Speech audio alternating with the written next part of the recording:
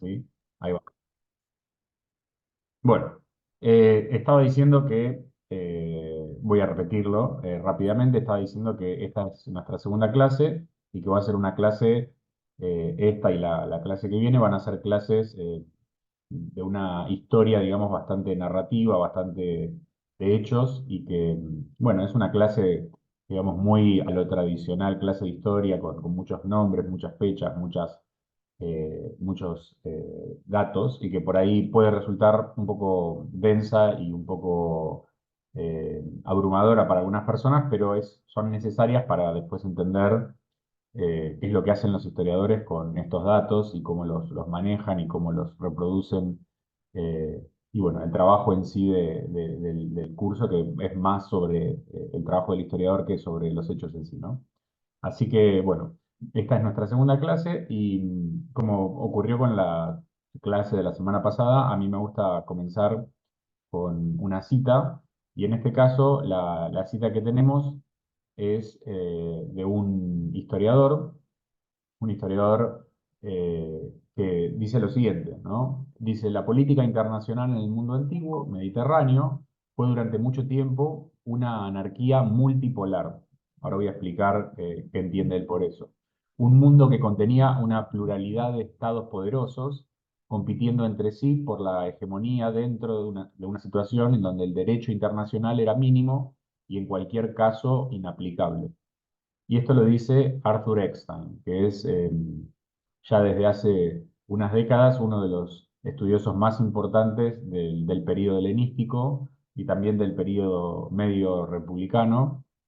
Arthur Eckstein, profesor en varias universidades importantes de Estados Unidos, muy interesado por, además de la historia, por cuestiones de teoría de relaciones internacionales, y tiene una serie de trabajos muy, muy importantes, bastante largos, sobre el ascenso de Roma al dominio del mar Mediterráneo, y él toma prestado ciertas categorías de la teoría del derecho internacional y la teoría de las relaciones internacionales y trata de aplicarlas al estudio de los fenómenos antiguos.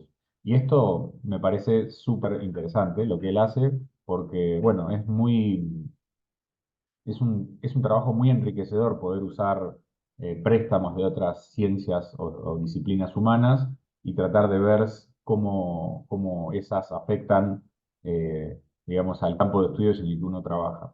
Y lo que está diciendo Eckstein acá es que el mundo antiguo era un mundo anárquico, ¿no? Era un mundo donde no había un líder o un hegemón o un estado que pudiese imponer un orden, y eso lo convertía en una anarquía, ¿no? Era un mundo de una competencia feroz, en donde había no dos polos, sino múltiples polos. En ese sentido, si se quiere, podría ser parecido en esa dinámica a nuestro mundo moderno, en donde ya no tenemos a la Unión Soviética y a los Estados Unidos, que, digamos, caracterizaban a ese mundo bipolar de la Guerra Fría, sino que hay, como ocurre hoy, donde tenemos muchos jugadores, había en el mundo mediterráneo múltiples jugadores que competían por la hegemonía sin lograr alcanzarla. Por lo menos hasta cierto punto no habían logrado hacia el 300 a.C. alcanzar la hegemonía.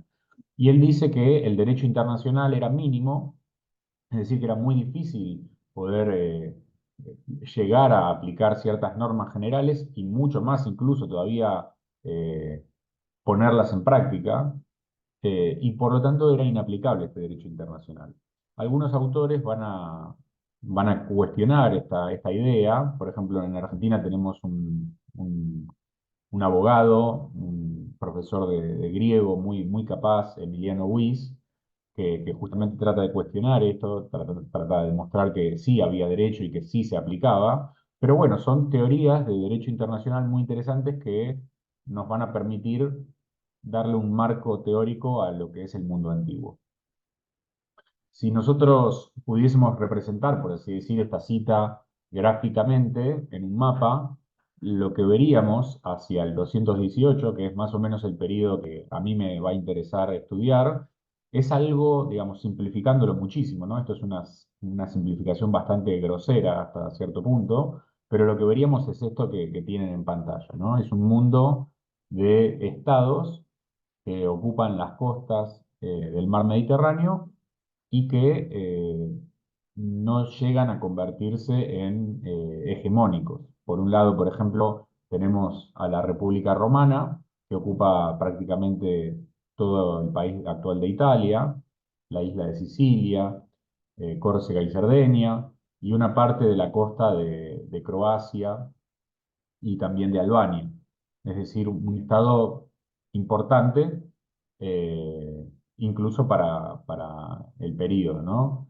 Enfrente de ese estado tenemos otra república, Roma era una república en este momento, tenemos otra república, pero esta vez una república de origen fenicio, que es Cartago, que ocupa las costas de los actuales países de Argelia, Túnez y Libia, y también ocupa las Islas Baleares, una parte del norte de Marruecos y una parte considerable de España.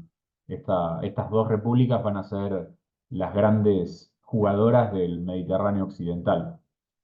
En el resto de ese mundo occidental del mar Mediterráneo vamos a encontrar una serie de sociedades tribales menos desarrolladas en sentido civilizatorio, si se quiere, como los númidas que ocupan los desiertos y las regiones elevadas del norte de África, los montes Atlas, por ejemplo, las tribus de Iberia, muy influidas por la cultura celta, bueno, los celtas propiamente dichos, que ocupan lo que sería hoy el territorio del norte de España, Francia, también las Islas Británicas, las tribus germánicas, que son, digamos, por así decir, simplificando mucho, los antepasados de los actuales alemanes y austríacos.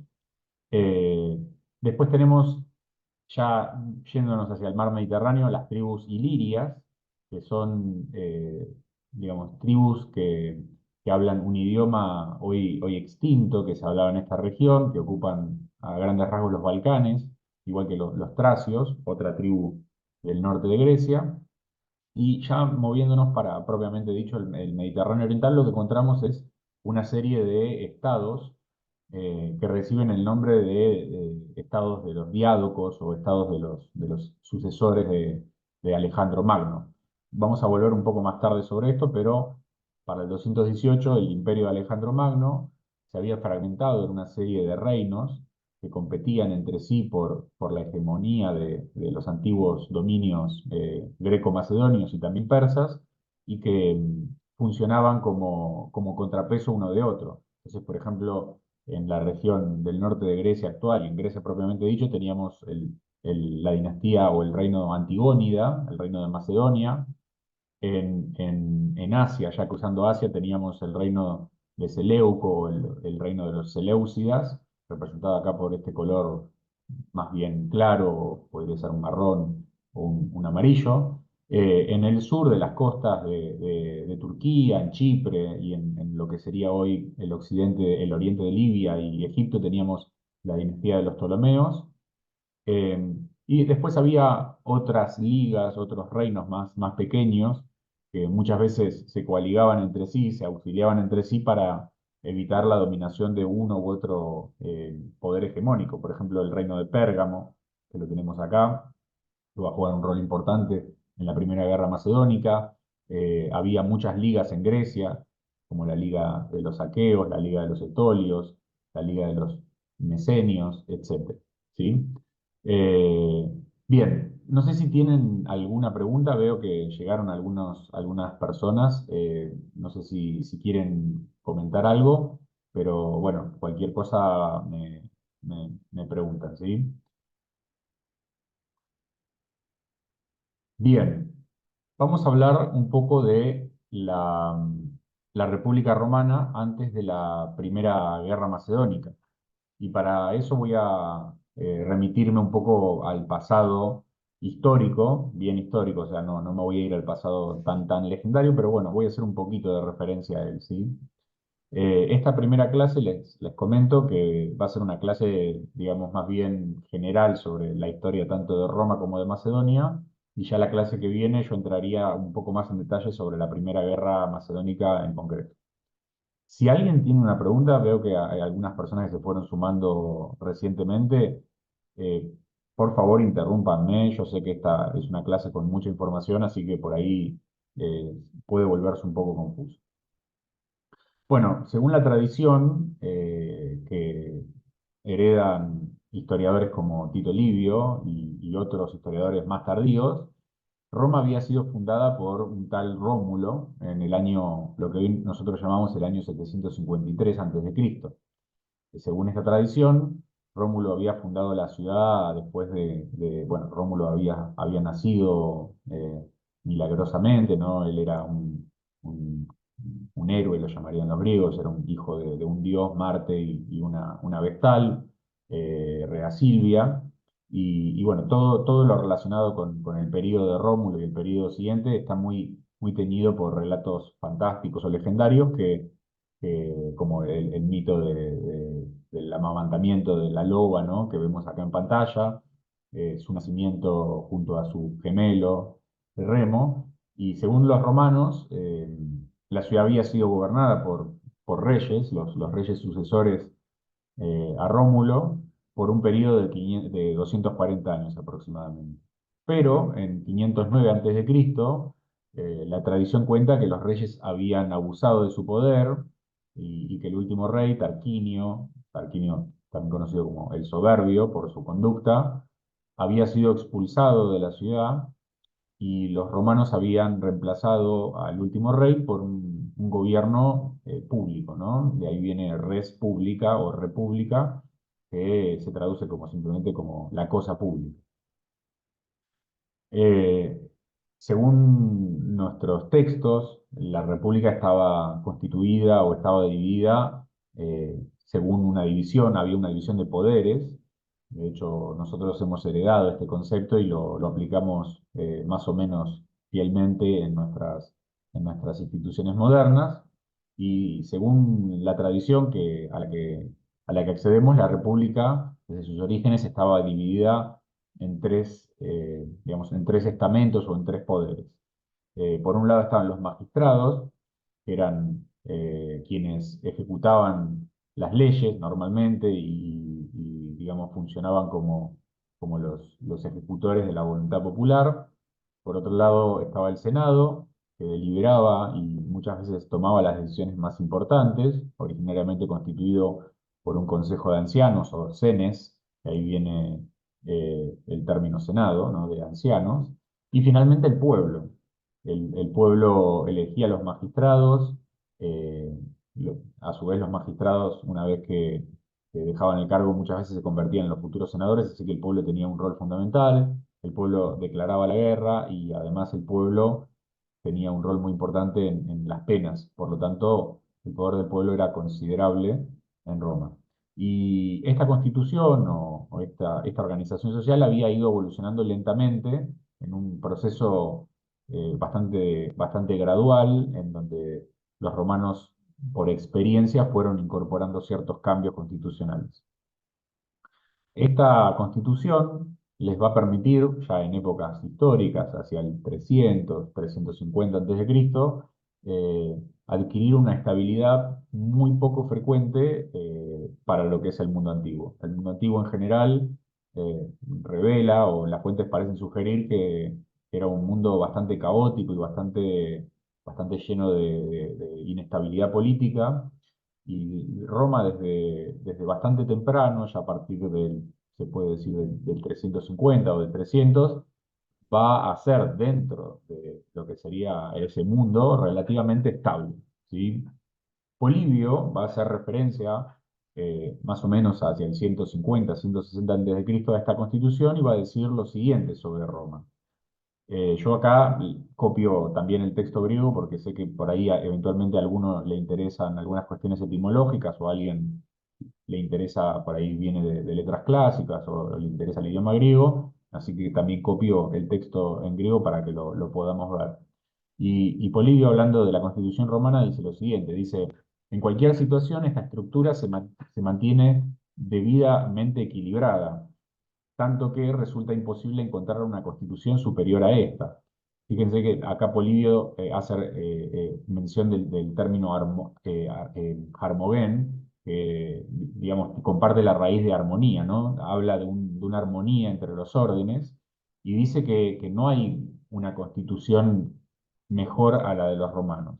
¿Por qué? Bueno, ahora Polibio va a dar sus razones. Dice, siempre que una amenaza exterior común obliga a estos tres estamentos a ponerse de acuerdo, la fuerza de esta constitución es tan imponente, surte tales efectos, que no solamente no se retrasa nada de lo imprescindible, sino que todo el mundo delibera sobre el aprieto, y lo que se decide se realiza al instante, porque los ciudadanos, sin excepción, en público y en privado, ayudan al cumplimiento de los decretos promulgados.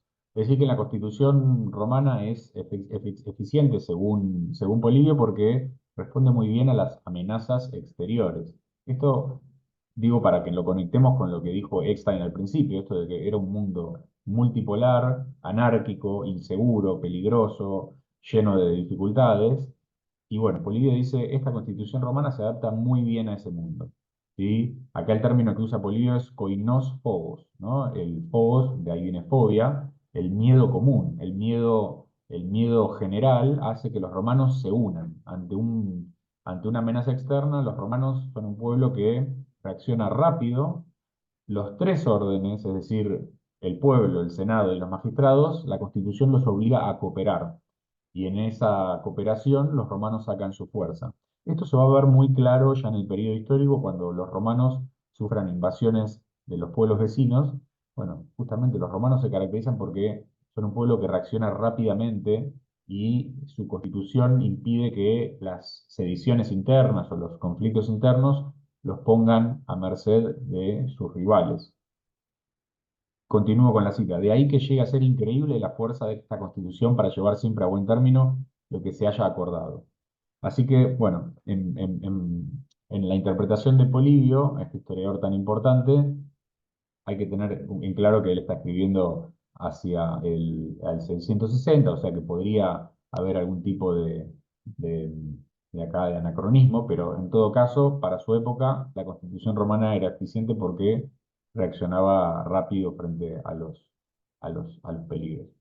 Bien, vamos a hablar de las primeras, del primer periodo, digamos, de la historia romana, republicana, es decir, a partir del 509, y vamos a mencionar brevemente, tampoco vamos a profundizar demasiado, cuáles fueron estos primeros pasos que va a dar Roma para hacerse con el control de las regiones circundantes.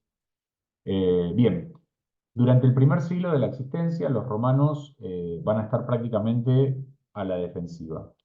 Esto se debe, según algunos historiadores, a que a partir del más o menos 550, 500 antes de Cristo, aparece una fuerte presión migratoria en toda la región central de Italia.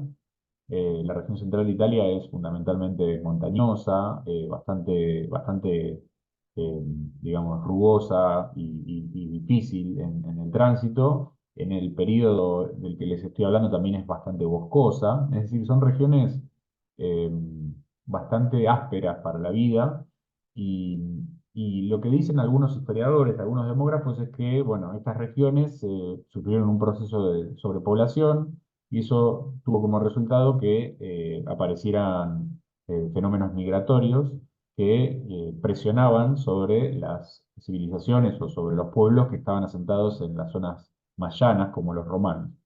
Y bueno, estos pueblos, los volscos sobre todo, los sabinos, empezaron a presionar muy fuertemente sobre Roma, más o menos hacia el 550, 500, 450, y entonces Roma se encontró en el primer siglo de su existencia muy presionada por estos pueblos. De hecho, hay en el registro histórico barra legendario de la ciudad quedaron algunos recuerdos de intentos de captura por parte de estos pueblos. Algunos llegan a decir que Roma fue capturada varias veces por estos pueblos, pero en todo caso no tenemos una confirmación de esto. Lo que sí podemos afirmar claramente es que Roma se encontró a la defensiva y que los primeros 100 años o 120 años la ciudad estuvo muy comprometida en su existencia. Pero ya para, digamos, principios del siglo IV antes de Cristo, sabemos que la ciudad entró en un periodo de mayor expansión y prosperidad, y por ejemplo, para 396 a.C., capturó la ciudad de Velles, que la voy a señalar acá en el mapa, es esta ciudad, no sé si se llega a ver, la ciudad de Vei en latín o Velles, se encontraba justamente enfrente de Roma, es decir, la separaba este río, el río Tiberis o Tíber, lo llamamos hoy, el río que atraviesa Roma, y era probablemente una de las ciudades, si no la ciudad etrusca más importante y poderosa del período. En Velles se han encontrado restos muy importantes de una ciudad amurallada, muy antigua del período etrusco, y cerca de Velles hay un montón de tumbas o hipogeos muy interesantes para visitar, por ejemplo en Cerveteri, en Italia, que bueno, si algún día tienen la posibilidad de ir, se los recomiendo porque son realmente muy, muy impresionantes. Lo cual atestigua la riqueza y la prosperidad de esta ciudad.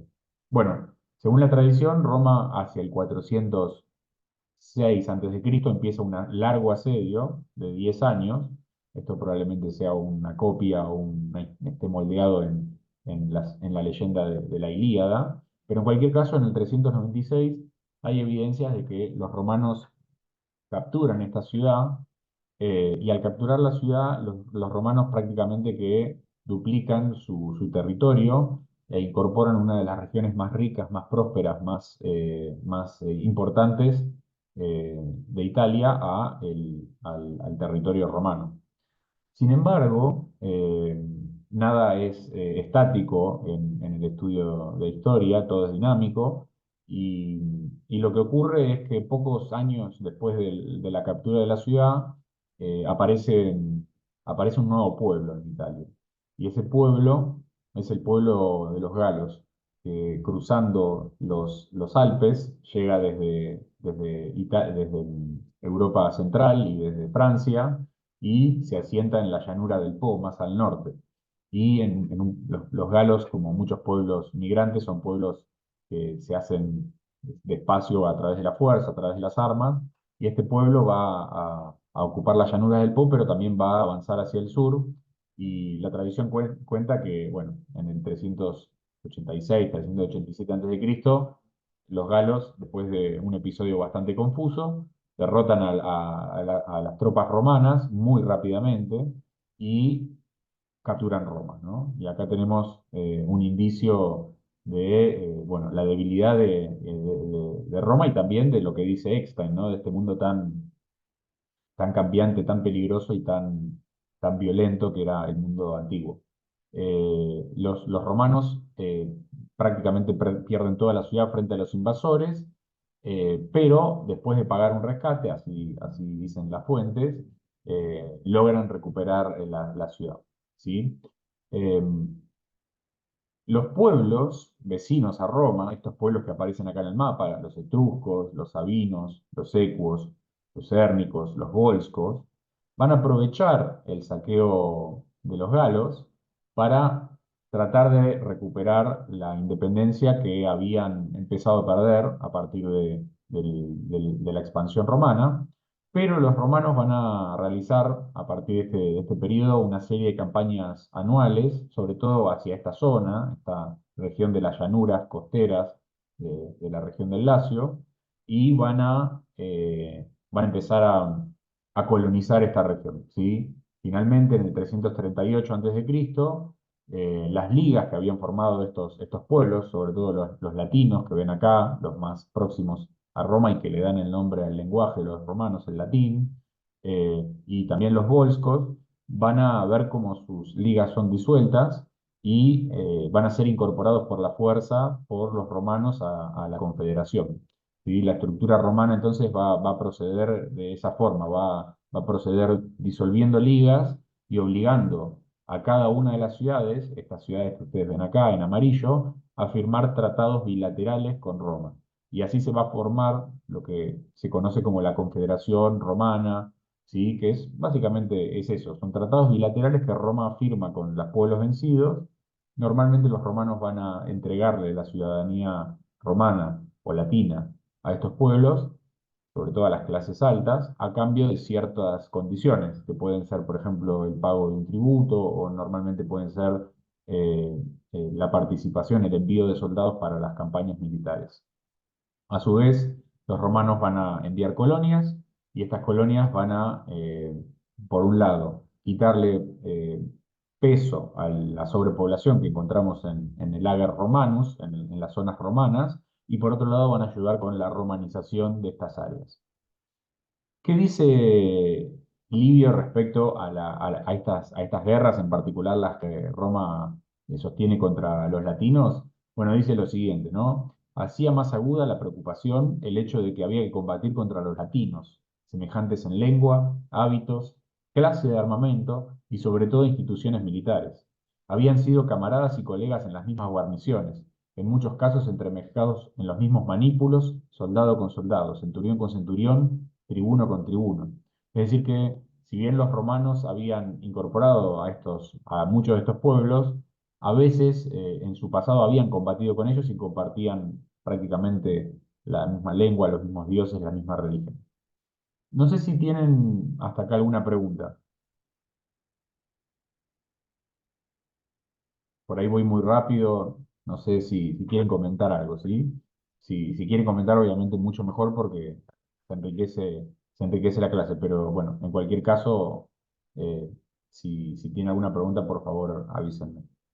Bien, el siguiente periodo, por así decir, va a ser el periodo de las guerras sostenidas contra una de las ligas más importantes de Italia y probablemente la única que realmente le hizo frente de manera decisiva a los romanos, que va a ser la Liga de los Samnitas.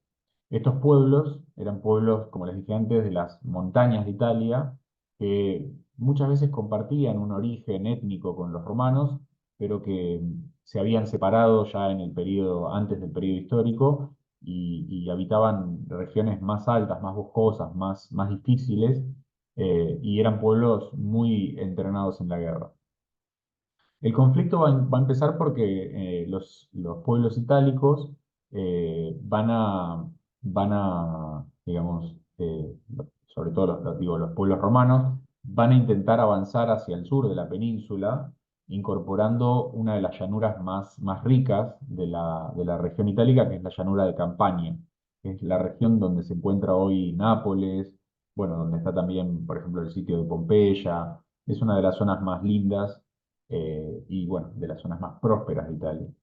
La guerra con estos pueblos de las montañas va a empezar porque ellos recientemente habían ocupado estas zonas de origen o colonización griega y también etrusca y, y estaban experimentando algunos problemas con las poblaciones locales.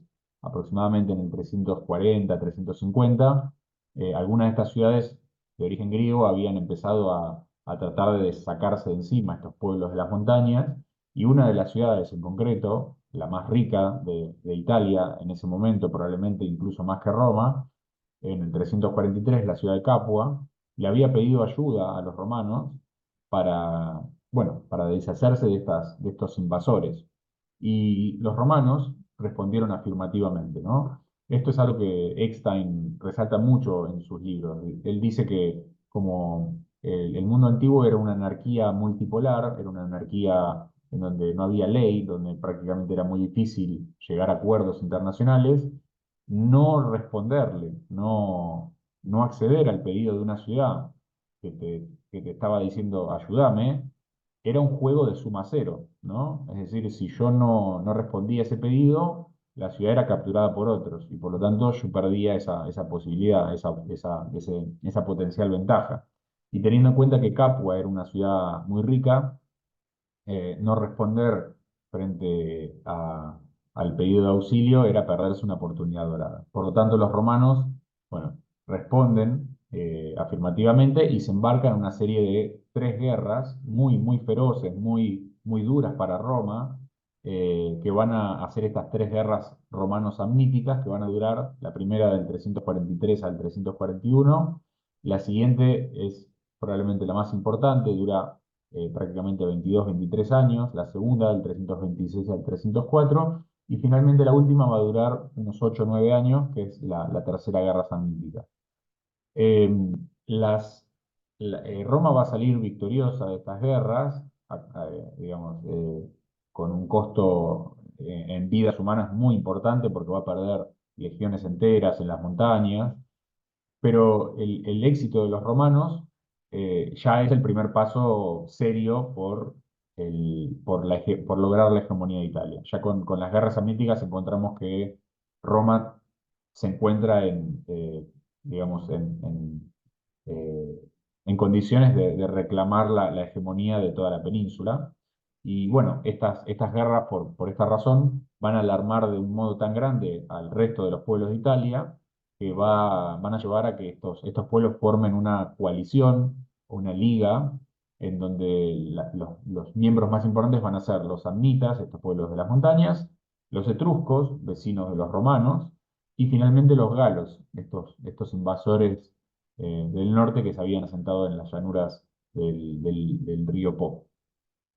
Bueno, la coalición va a rendir frutos y finalmente, en el 295, los romanos van a decidir dar una batalla decisiva, van a tratar de resolver la cuestión de una vez por todas, y va a haber un combate muy importante en la región de Umbria, cerca de lo que hoy sería las ciudades de Arezzo o Cortona, donde los romanos se van a enfrentar con los galos y con los samnitas. Van a usar una estratagema militar, van a atravesar Etruria, la región de los etruscos, devastando las zonas y van a conseguir que, bueno, se corran de la guerra, típica actitud de los romanos, vivir y reinarás, y van a lograr combatir por separado con los etruscos, perdón, con los samnitas y los galos, y bueno, va a ser una victoria decisiva que les va a permitir a los romanos constituirse en el poder hegemónico de la península itálica. Livio, que es la fuente principal para estos eventos, nos dice que, hablando de la batalla, fueron muertos aquel día 25.000 enemigos y hechos prisioneros 8.000, pero no fue una victoria incruenta, pues el ejército del ejército de Publio Decio murieron 7.000 hombres y del de Fabio 1.700. Fabio mandó a buscar el cuerpo de su colega, reunió en un montón los despojos del enemigo y los quemó en honor de Júpiter vencedor. El cuerpo del cónsul no pudo ser hallado aquel día porque estaba sepultado bajo montones de galos que habían caído sobre él. Fue encontrado al día siguiente y trasladado entre un mar de lágrimas de los soldados, ¿no? Esto dice Livio en su libro 10, ¿sí? Bien, em, la, la victoria de los romanos le da prácticamente a estos el control de todo el centro de Italia y va a generar una clara disrupción en el sistema multipolar que había caracterizado a Italia desde las épocas